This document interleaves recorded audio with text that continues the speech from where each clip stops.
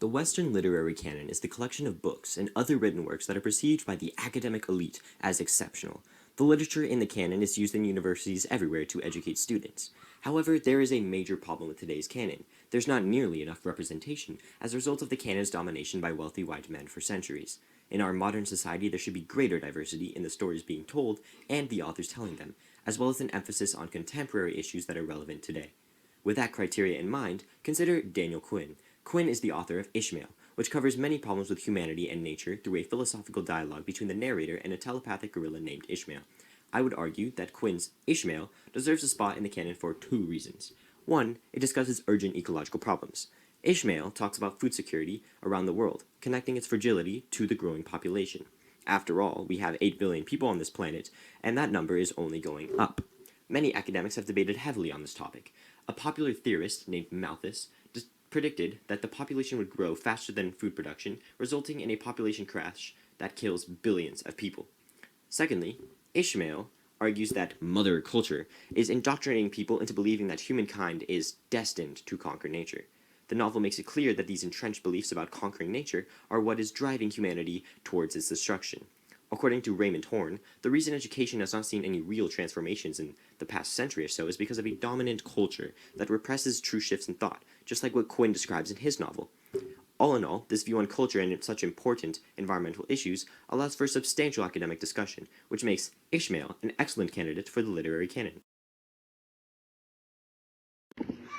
As I began reading It Ends With Us, I had no idea what the canon really was yet, or if the author of my book belonged, but as I immediately got captivated by her writing and learned more about the importance of the novels within the canon, I knew for sure that her books belonged. Colleen Hoover does an exceptional job of discussing real-world problems and young adult relationships in a way that makes readers feel heard in their own situations and also see that domestic abuse is not unheard of, despite nobody talking about it. According to Attorney General of Texas, in 2015, 158 women were killed by an intimate partner, including 108 that were mothers. The canon is a place for readers to come and learn about situations and sometimes historical events that they otherwise would not be exposed to. My author, Colleen Hoover, belongs in the canon because she brings light to hard-to-discuss topics in her literature, and a lot can be learned from her stories. Young readers need to be exposed to her work in the classroom so that they can learn from the characters' actions and also learn what signs to look for in their own relationships. At the end of her novel, she includes hotlines and contacts for people who want to get help but might be too scared to reach out. Including information on domestic abuse in relationships and academic conversations will help people in their own relationships feel more comfortable to speak in their partner or someone else. Colleen Hoover's novels would be a perfect start to broadening the canon and exposing readers to more diverse and important topics that are otherwise kept quiet in our culture. Continuing to open the canon up to more recent authors for our readers is the only way we can raise more awareness on relatable and important topics in the literary world.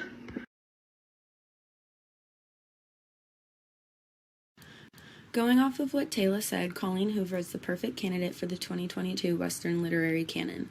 The book I read was Maybe Someday by Colleen Hoover.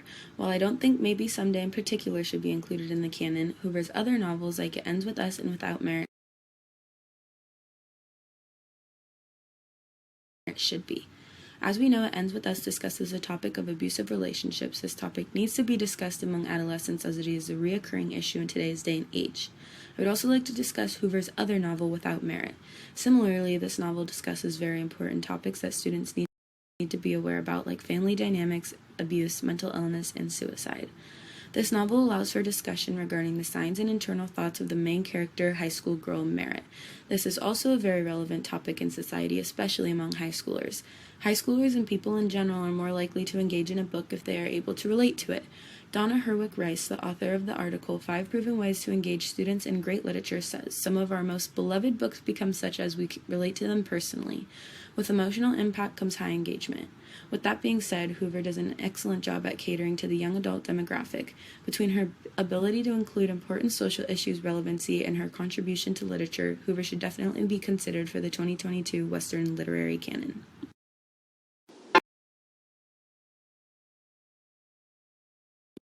During this short semester, I began to read The Giver by Louis Lowry.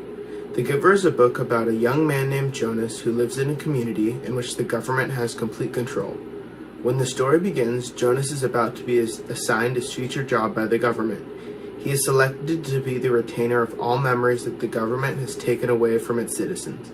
As Jonas learns of these memories, he realizes the great injustices the government has committed against its people. So as a result, he decides to flee. In my classmate Kaylee's upcoming clip, she talks about how the West took control of a piece of Polish culture. But what happens when it becomes bigger than culture? What happens if a government tries to steal human rights? Throughout history, we have seen many examples of this. For instance, slavery happened because the government thought they were more powerful than the people. Laurie saw many of these injustices and wrote The Giver as a cultural warning to us. She knew that a tyrannical government was a danger to everyone, but she also knew that not many people were rightfully worried about it. So Laurie decided to write The Giver to show the world what the future could look like if we are not careful.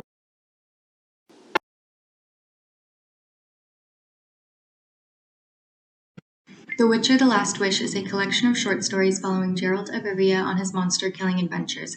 Written by Andrzej Sapkowski in his hometown of Lodz, Poland, The Witcher is regarded as a Polish national treasure. When I first started my research, I was convinced I would decide to include Sapkowski in his novel in the canon. This was because I knew nothing about Poland besides the deaths that had occurred there during the Holocaust. I also knew that Polish Americans continue to experience discrimination. I would argue that positive elements of their culture, such as the mythological creatures from Slavic folklore, could help combat discrimination.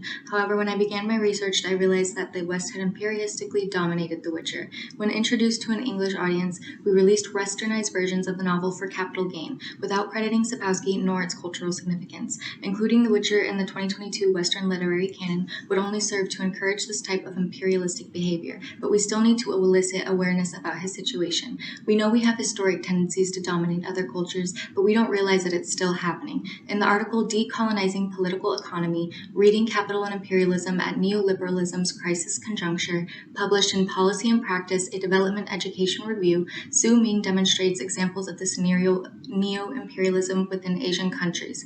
Ku states, income-deflating neoliberal structural adjustment policies reimpose the mechanism of imperial drain without needing to resort to military force. Page 85.